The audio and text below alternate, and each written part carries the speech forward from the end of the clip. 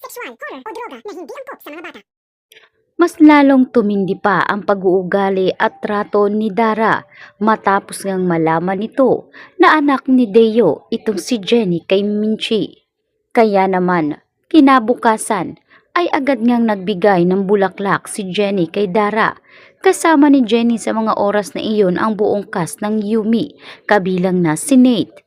Kaya naman nagulat ang lahat sa tinrato ni Dara kay Jenny. Imbis na tatanggapin niya ang naturang bulaklak, ay para bang hinawakan lang ito bahagya at hinulog na ito ni Dara. Kaya laking gulat ng lahat, maging si Jenny. Hindi niya alam kung seryoso nga ba talaga si Dara o talagang galit ito sa kanya. Subalit biglang ang umasta si Dara na umano'y sinusubukan niya lamang itong si Jenny para mas malalo pang mahasa. Ang acting nito, gano'n naman daw talaga sa industriya. Kinakailangan mong masanay sa mga bagay-bagay. Kaya naman si Jenny ay tila hindi na pinansin ang pagtataray ni Miss Dara at muli niyang kinuha ang bulaklak at iniabot dito. Kaya sinabi ngayon ni Dara na mas mainam kung mapapansin ni Jenny ang mga bagay-bagay para hindi niya na rin magawa pang magkalat sa kung saan-saan.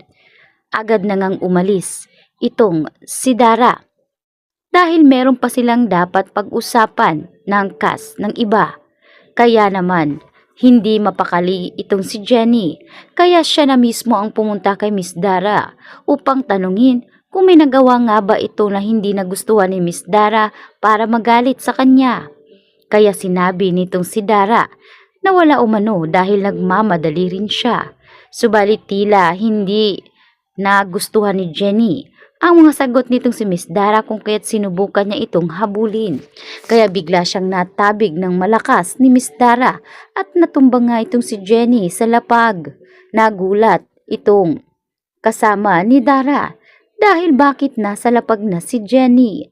Kaya sinabi ngayon nitong si Dara na masyado umanong clumsy itong si Jenny kung kaya't natumba ito. Nakita rin ito ni Nate.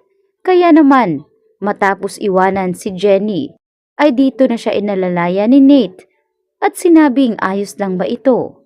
Kaya naman, imbis na pag-usapan nilang dalawa, ay dinala na ni Nate sa itaas na bahagi ng gusali itong si Jenny. Dito paniliwanag ni Nate na hindi lahat ay dapat pagbigyang pansin ni Jenny. Kung ayaw sa kanya ni Miss Dara ay mas mainam kung wag niya na itong pansinin dahil kung mas lalong ipipilit lamang ni Jenny ang kanyang sarili ay sigurado mas iinit lang ang dugo ni Miss Dara sa kanya. Kaya naman tanong ni Jenny ano ang kanyang mga dapat gawin. Anya pa ni Nate na wag na umanong pansinin. Kaya naman kinabukasan ay nakumpirma na nga ng buong Yumi na talagang may galit si Miss Dara kay Jenny. Kaya dito tinanong nitong si Megan kung ano ang kasalanan ni Jenny at kung bakit ganoon na lamang ang galit ng kanyang mami dito. Ngunit wala pa rin natatanggap na sagot si Megan mula sa kanyang ina dahil pilit itong tinatago ni Dara kay Megan upang sa karir nito ay hindi na rin masira. Ngunit dito nagkausap itong si Megan at Jenny. Sinabi ni Megan na kahit anong world war pa ang dumating, World War I, 2 or 3 or 4, ay dapat umano'y hindi masira ang kanilang pagkakaibigan. Hindi umano dapat maapektuhan sila sa away ng kanilang mga ina dahil nakalipas na umano ito at hindi na dapat pansinin pa ni Jenny at Megan. Kaya naman napangiti na lamang itong si Jenny dahil kahit papaano ay nakikitaan niya ng pag-asa na siguradong hindi masisira ang kanilang friendship nitong si Megan. Ngunit hanggang saan kaya kayang ipangako ni Megan ito kay Jenny? Dahil oras kaya na malaman ni Megan na magkapatid sila sa ama.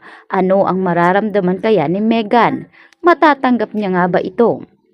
Samantalang, hindi pa rin makalimutan ni Dara ang lahat ng mga nangyari sa kanila noon itong si Deo dahil alam ni Dara at ramdam niya kung gaano kamahal ni Deo si Minchi.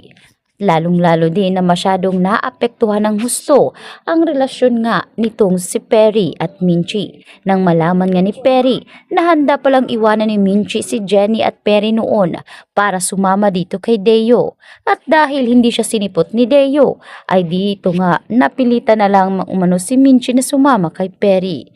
Ngunit sadyang napakasakit ito kay Perry kung kaya't hindi niya basta-basta ito mapapatawad.